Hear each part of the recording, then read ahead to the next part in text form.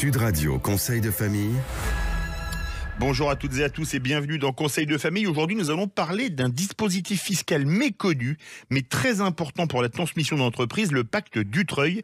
Stéphane Moller, expert en gestion de patrimoine, est avec nous pour nous expliquer ce que c'est. Bonsoir Stéphane. Bonjour Philippe. Le pacte Dutreil est un dispositif purement français qui vise à encourager la transmission d'entreprises en réduisant les droits de succession ou de donation. Très important pour les chefs d'entreprise. Pour bénéficier de cet avantage, le donateur ou le défunt doit avoir conclu un engagement collectif de conservation des titres pendant 2 ans avant la donation ou le décès.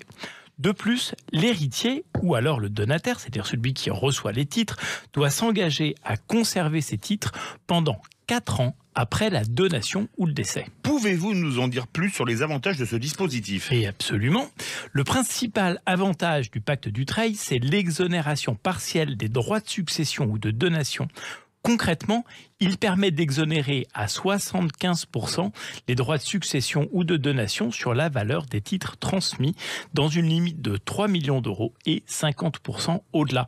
C'est un avantage fiscal considérable qui peut faciliter la transmission des entreprises familiales. Y a-t-il des conditions particulières à respecter pour bénéficier de ce dispositif ? Évidemment, sinon ce serait trop simple. Il y a plusieurs conditions. D'abord, l'entreprise doit être d'une petite ou moyenne taille, c'est-à-dire qu'elle doit avoir moins de 250 employés et un chiffre d'affaires annuel inférieur à 50 millions d'euros, avec un total de bilan inférieur à 43 millions. Ensuite, le donateur ou le défunt, ainsi que l'héritier ou le donataire, doivent exercer une fonction dirigeante dans l'entreprise. Cela signifie qu'ils doivent être impliqués activement dans la gestion de l'entreprise. Enfin, l'engagement de conservation des titres doit porter sur au moins 20% du capital ou des droits de vote de l'entreprise, si elle est cotée, ou 34% si elle ne l'est pas. Et quelles sont les conséquences si l'héritier ou le donataire ne respecte pas son engagement de conservation des titres ? Grave. Si l'engagement de conservation n'est pas respecté, l'exonération fiscale est remise en cause. L'héritier ou le donataire doit alors payer des droits de succession ou de donation dont il avait été exonéré, majoré évidemment d'intérêts.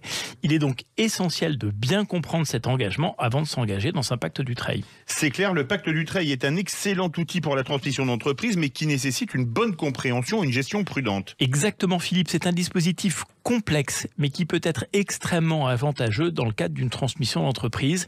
Comme toujours, et en particulier pour le pacte Dutreil, il faut faire appel à des professionnels pour vous guider dans cette démarche. Merci pour ces précieuses informations Stéphane, c'est tout pour aujourd'hui pour Conseil de famille. On sera de retour demain avec de nouveaux conseils en gestion de patrimoine. N'hésitez pas à retrouver nos chroniques quotidiennes en podcast sur le site de Sud Radio et à poser vos questions sur le site de Conseil de famille, conseil au pluriel-2-famille.com. À demain pour de nouveaux conseils. À demain avec plaisir. C'était Sud Radio Conseil de famille. Ouais, il y avait écrit Dutreil et pas Dutreil. Je me posais la question.